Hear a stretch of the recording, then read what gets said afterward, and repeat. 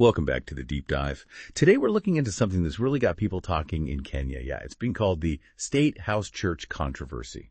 Hmm. Essentially, there's a church being built right at State House, the absolute center of power in Kenya. And what's really fueling the debate, according to our sources, is that it's reportedly being paid for with the president's own money. But, and this is crucial, it's happening while many Kenyans are finding it really hard to afford basic things.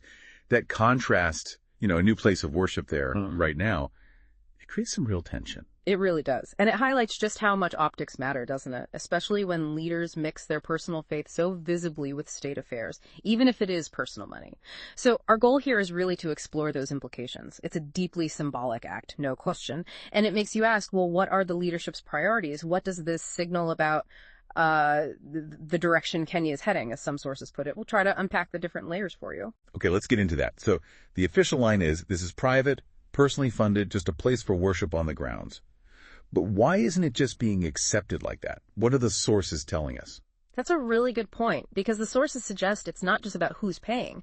Everyone knows the president is devout. That's not really the issue. It's the location. State House itself.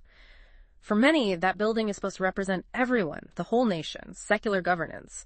So putting a specifically Christian church there, well, it blurs lines. One analysis we read talked about how it mixes private belief with public state symbols, regardless of the funding source, you see. Right. So the location itself carries huge symbolic weight. It's about more than just money changing hands. How are different groups framing their concerns specifically? Exactly. Well, some sources point to concerns from civil society groups, even some religious figures, actually. They worry about what it means for interfaith harmony in a country as diverse as Kenya. The argument goes, if you put a Christian church right at the seat of national power, even privately funded, doesn't that look like favoritism? On the flip side, you have supporters, naturally. They emphasize the president's constitutional right to worship freely, just like anyone else. They see it as, a personal thing, harmless. And let's circle back to that point you made earlier, the timing, alongside the struggles many Kenyans face. How are the sources linking the project's timing to the public reaction?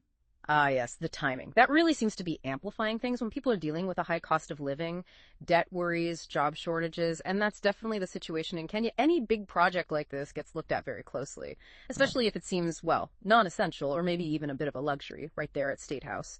We saw mentions of opinion polls showing that for a lot of people, the priority is economic help, basic services, not necessarily new buildings, So it's the combination, the church itself, plus the timing, plus this feeling that maybe priorities are elsewhere during a tough economic patch. Precisely. It sends a signal.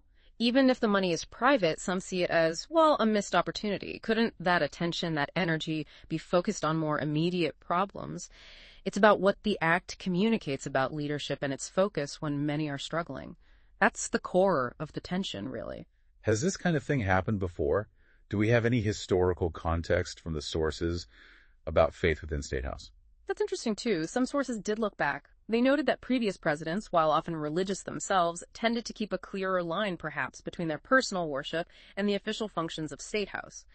So this move, some observers see it as quite a shift, maybe setting a new precedent for how faith and public office interact so visibly in Kenya. Okay, so wrapping this up for you, our listener, we've explored this really delicate situation. It's about balancing a leader's personal faith against how the public sees state priorities, especially when times are tough economically. Intentions and perceptions, they can be very different things, can't they? They really can. And stepping back, looking at the bigger picture, maybe the question this leaves us with is this. What happens long-term for governance, for public trust, when you have these symbols of personal faith and state power merging so openly, particularly when set against a backdrop of widespread economic hardship? What part of this complex picture stands out most to you?